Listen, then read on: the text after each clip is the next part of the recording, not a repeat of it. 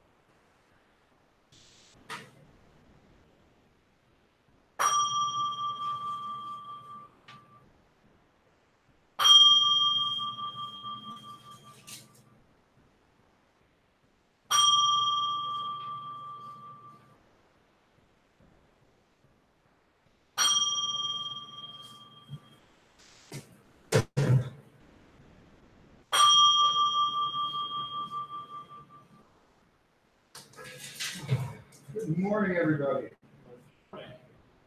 Hey. Yeah, good to see you. Today,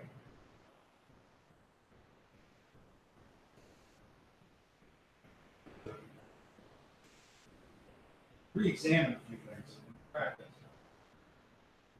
I think it's always good to refer back to the basic tenets of Buddhism as you were taught them. One of the first lessons that the Buddha gave was the Four Noble Truths. All life is suffering. There is a source of suffering. There is a path to cessate suffering and a method to cessate suffering. But I want to look at it as a variety of nuances. We could say that all life is bitter. But what's interesting is bitter doesn't mean bad. How many of us love bitter things? Coffee, tea, cilantro can sometimes be a little bitter, right? So bitter doesn't necessarily mean bad, right? Because you could acquire a taste for that. Ego in Buddhism causes bitterness, right? Because it's the ego that tells us it could be better. This isn't as sweet as it could be. It's not as wonderful as it could be. But ego can be overcome. It can be overcome through the Eightfold Path. But what I'd like to also do is instead of looking at it as all life is suffering, what if we looked at it in a modern terms as all life is insecurity? All life is insecurity. And everything that we do from the minute we are born to the minute we die is to try to create a sense of security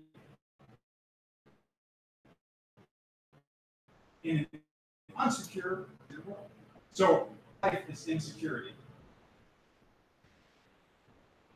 Insecurity comes from attachment, or we'll say insecurity comes from the need to be secure. So as babies, the first thing that we do is that we start categorizing things, right? It's just a natural part of human nature. We start to categorize things. These things feel good, these things feel bad. This being provides me comfort, this being doesn't. And so these initial experiences cause us to label things, categorize things, right? And we do this because it makes us feel more comfortable in an uncomfortable environment, right? It allows us a sense of security. If I can get these things and I can keep these things away, I'm going to feel more secure, safer. And so then we spend our entire lives doing that, thinking that we are insulating ourselves from insecurity and becoming more secure. But the interesting thing is that we actually create all the suffering for ourselves because we're trying to grasp on the things that we think make us secure that are transitory, that are like smoke, that are always constantly in flux and changing. So if they're constantly in change and in flux, then how can we hold on to those things to be secure enough? Have things stay the same. All life is insecurity. And all life is bitterness can be looked at in a very similar way. Is that why do you feel that you need to be secure? What is security? Right? Is security money? Because I'm sure every one of you have had points where you had excesses of money and not enough money. And I'll bet that when you had an excess of money, you didn't feel much more secure than you did when you didn't have an excess of money. Because then your insecurity just transfers to something new. Yeah, I might have plenty of this, but I've got to have this now, or I've got to have that now. I'm insecure because someone might not like me because I wore this. I should get something else. So we just transfer that sense of insecurity.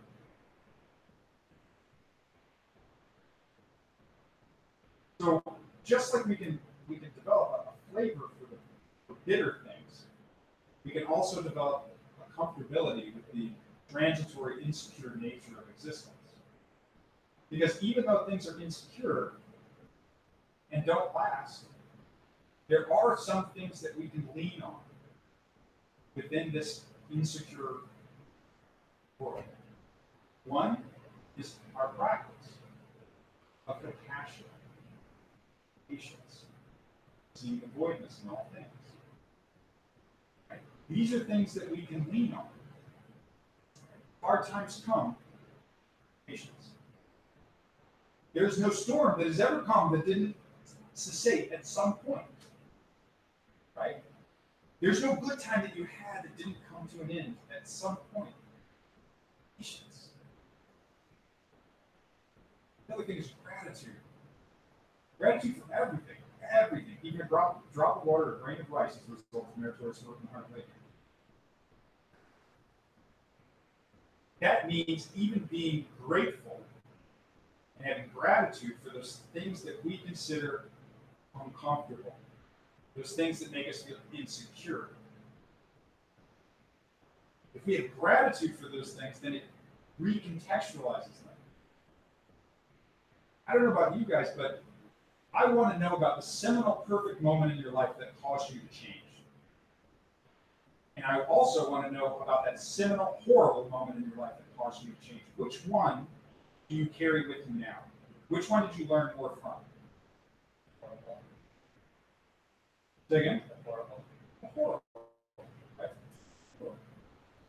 It made you insecure. It made you reassess the label that you had started putting on as a baby. Just the same way that we can get that flavor for a bitter herb that is good for us, we can also get that flavor for the insecureness of life. Not being afraid of actually feeling comfortable with walking the tightrope without the safety of a net beneath you. It's okay. It's okay to not know. It's okay to be insecure. But understand that this insecurity comes from your wanting the world to be something different than what it is. Things are. A big part of our practice is not looking away for heaven, right? Not looking away for hell. A big part of our practice is realizing that heaven and hell are within 5 feet of our mortal bodies. Everywhere we look, we color everything through the lens of our nature. You don't throw anything away. Because there's nothing to throw away. Nothing is wrong to begin with. It's only perception that makes us think something wrong. I grew up in a trailer park with a single mom who had a drinking problem because she was sad. I cannot throw that away, right? Because if it wasn't for that, I wouldn't be here now. It wasn't bad, it wasn't good, it was.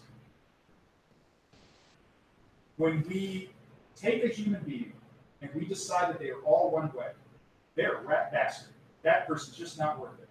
That person's amazing. We have now taken away their freedom.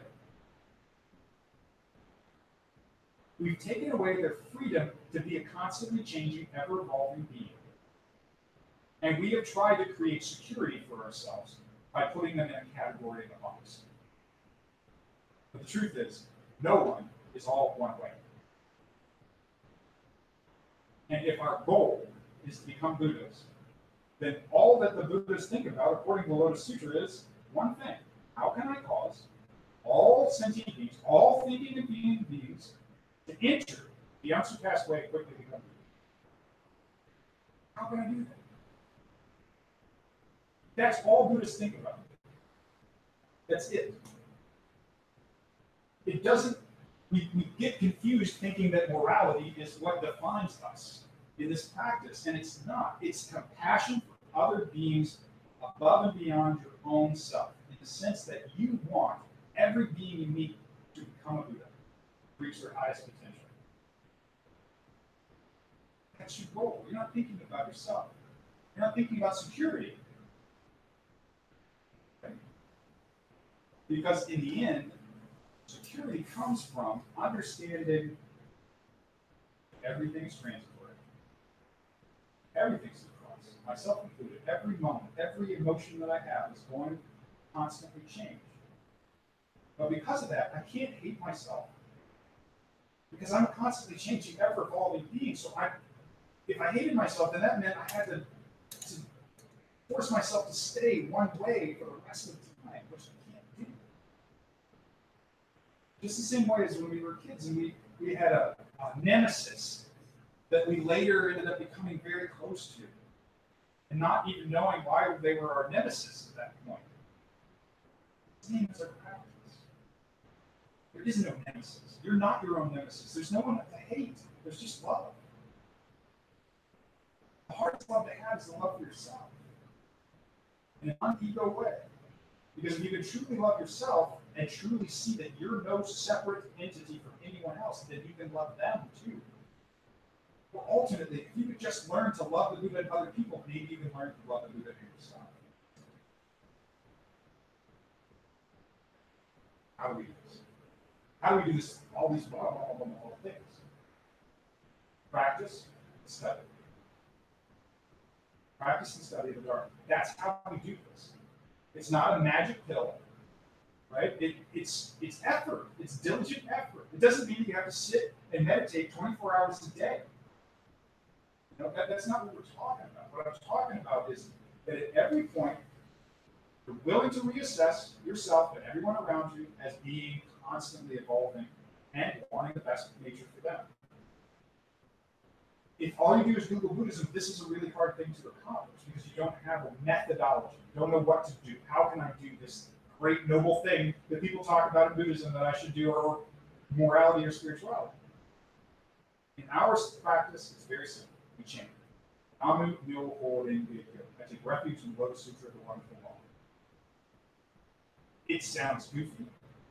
It sounds like you're, what is this, a magic phrase or words to make my life better? No. What it is it is a tool that cannot be broken, a tool that's going to help access your Buddha nature, a tool that's going to water your Buddha seed and the Buddha seed of other beings that you meet, a tool that's going to remind you that I am in the process of becoming a Buddha just the same way as that person across from me is in the process of becoming a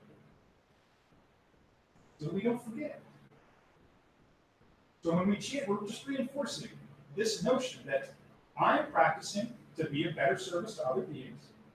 I'm practicing in order to be a selfless being and view all beings as being the same. In Freemasonry, we talk about the cathedral of man, right? Which is just basically the idea that each human being is an integral part of this beautiful, wonderful spiritual structure, right?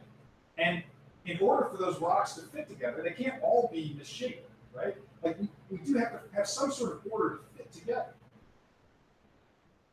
In our practice, chanting Namu in your Buddhist practice is like taking water and dripping it on a stone in order to shape it. It's a gradual thing, right? It doesn't happen overnight. It just gradually wears away the stone. And the reason that we're gradually working and shaping our rough hewn stone to better fit within the cathedral of mankind, to work together to fit more harmoniously with each other.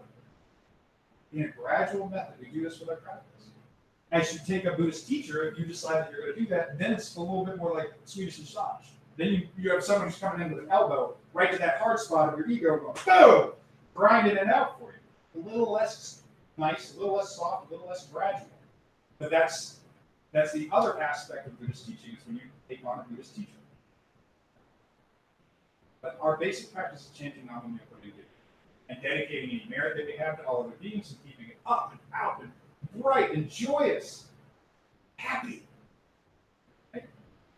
Don't be so all the time. Right? Smile. It's a great world. Yeah, it might be a crappy day, but tomorrow could be the best one. You never know. Today, we're sitting in meditation today. In your initial one, I want you to follow a 1-4-2 breathing cycle, if you can, which is that it's a multiple of 1, 4, and 2. Breathe in. Start with 4 count. Breathe in for 4. 1 times 4 is 4. Hold it for 16 seconds. 4 times 4 is 16. Breathe out in 8 seconds. 1, 2, 3, 4, 5, 6, 7, 8. All with your belly expanding like this. We'll do the private instruction on the side, but this is to take out your conscious mind and force you to have to follow a pattern. I'm going to breathe in 4 seconds. 1, 2, 3, 4. I'm going to hold it for 16 seconds. 1, 2, 3, 4, 5, 6, 7, 8, all the way to 16. I'm going to breathe out for 8 seconds. 1, 2, 3, 4, 5, 6, 7, 8. When I get to the end, I'm going to squeeze my stomach in. Get the last of the air out. 8, and then 4. Breathe them down here. When we do the chanting, hands together, tilt your head back, chant up, and look at the mandala dance while you're chanting. And for the final meditation, just breathe. You don't have to follow a breathing pattern. You don't have to do anything. I just want you to enjoy breathing. Just like, this is my breath. This is my belly. This is my body. I feel like this today. Wow. Enjoy. Okay.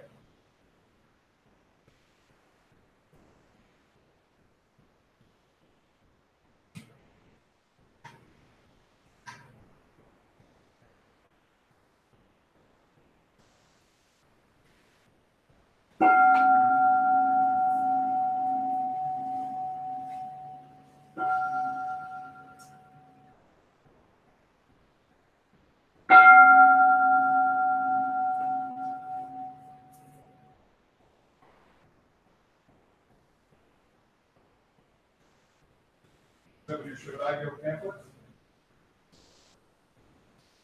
Put your hands in gacho.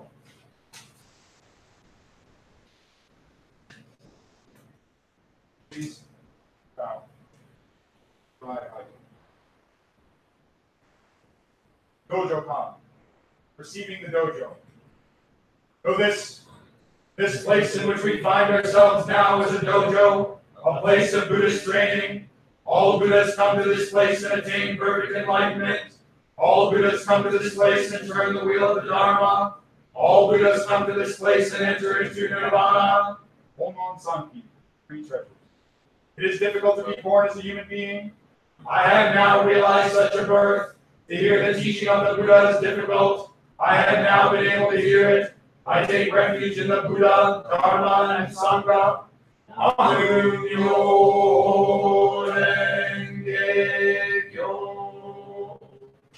Place your hands in left eye, Join, Cosmic Ram Mudra. Right hand, left hand inside, palms touching, roughly over the center of your palms, making a nice egg type shape. Touch the tips of your fingers together, but not so much that you see the whites of the tips of your fingers, but just enough you can hold a thin piece of paper. Take your tongue, put it on the roof of your mouth, just behind your top teeth. Breathe in and out through your nose if possible. Stuffy, you can breathe in and out the mouth or a mixture of the mouth and nose. When in meditation, please keep your eyes open. Cast them out in front of you as if you're looking at far mountains away from you. Let everything unfocus and just relax. Shoeizan no Metsu. Goshingo. Silent meditation to center and calm the mind and body so that we may chant the old item.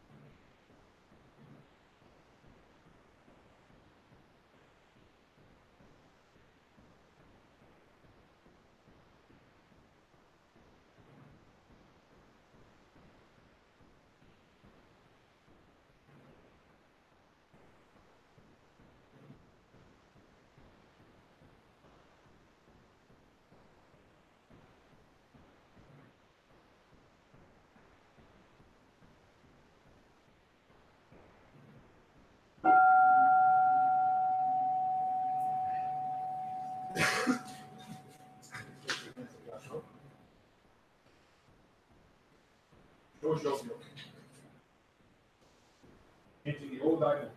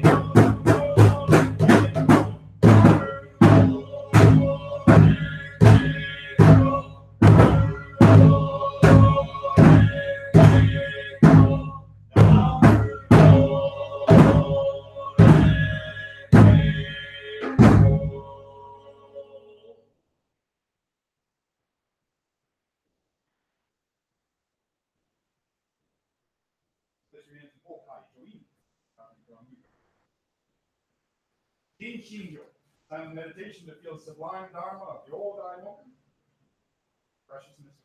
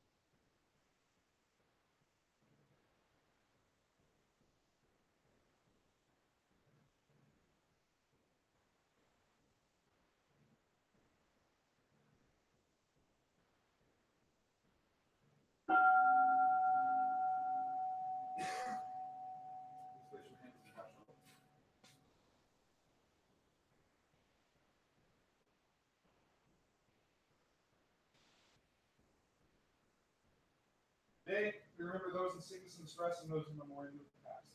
Today, in sickness and distress, we remember Martin Hardaway, Richard Van Bigelow, Marissa and Renee Hardaway. Yasko Spence, Joshin Cushman, Yoshua Fran Parker, Ricky Tabo, Gail Bull, all travelers, Jordan Giuliani, Renee Hardaway, Barbara Hardaway, Marissa Massey, Dirk Patton, Nadine Morsh, David Normandin, Damien Reddick, Lee Prevost, Ken Williams, Ronnie Hours, Shay Frame, Jason Wellman, Tom and Luca Morsh, Monica Shin, Megan Shin, Ashley Shin, Leonard Shin, John Waldron, Lee McCann, Jesse Schaefer, Liz Meshin, Hodge Roger, Chuck Summer, Jackson, Jack Jelly, Gerald Canfield, Brandon Canfield, Julian Schoaf, Dixie Jones, and Barbara Hardaway. We also remember those who passed in the morning. Remember Frank Tortaro, the Hardaway family, the Cole and Crane families, the Winter and Sparks families, Robert Lagoon, James Conklin, Keith and Marty Fay, Connie Karcheski, Sumiko Suzuki, Dana Sullivan, Amy Maria Hamilton, Albert and Yolanda Rivas, Derek Lakeland, Bill Mearsenson, Clark Simpson, Cheryl Cushman, Jack Parker, Bill Scott, Wayne, Linda Williams, the Bigelow and Johnson families, Cosgrove Jordan, Aunt Barbara, Ronnie Yogetsu Selden, the Chauffin DeBow families, the Kuznowski and Benuski families, Michael Maffei, Stephen and Kobayashi families, Morrissey family, the Jordan family, Jay Starr, Hitchcock, Hallie Uso, Tiger, P.T. Scoop, Ling Chi, Stella, Roca, Rex, Beef, Pizza, and Snappy.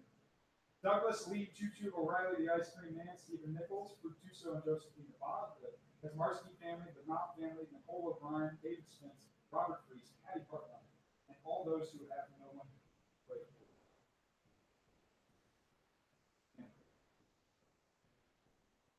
We respect you deeply. You will all be able to practice the way of bodhisattvas and become Buddhas. May the merits we have accumulated by this offering be distributed among all living beings, and may we and all other living beings attain the enlightenment of the Buddha. Amen.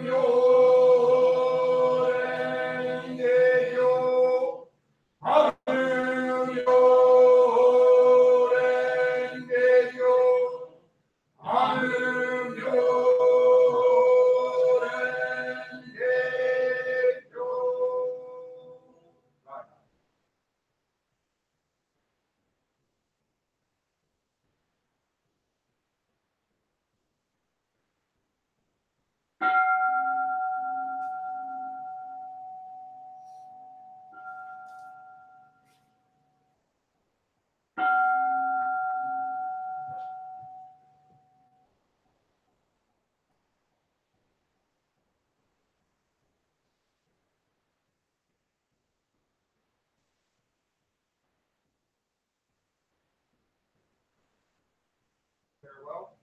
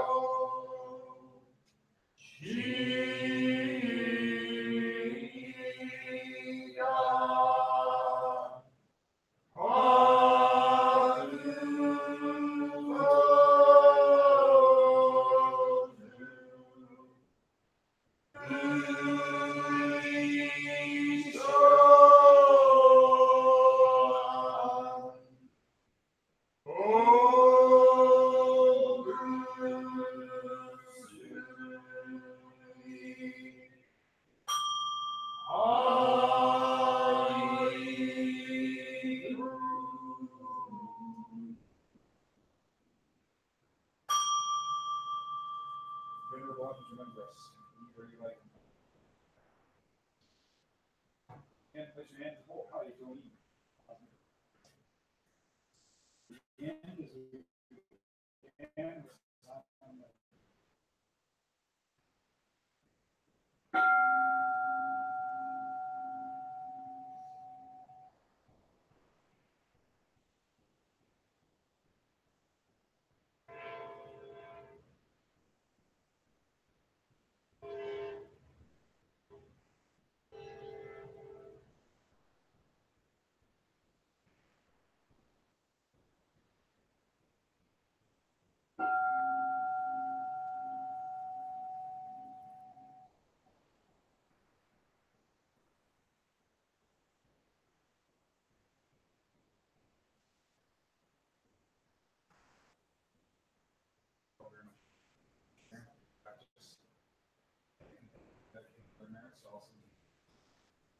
please take these feelings that we get in the temple, take them out and put them into practice and kind of put out there in the world. At the very least, show people that we just smile and listen.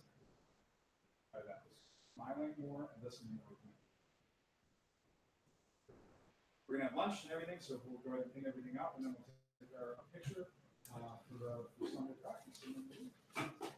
Thank you to everyone for tuning in online at home. We really appreciate you. We look forward to you coming and being able to enjoy Sangha with us and maybe enjoy Sunday lunch with us.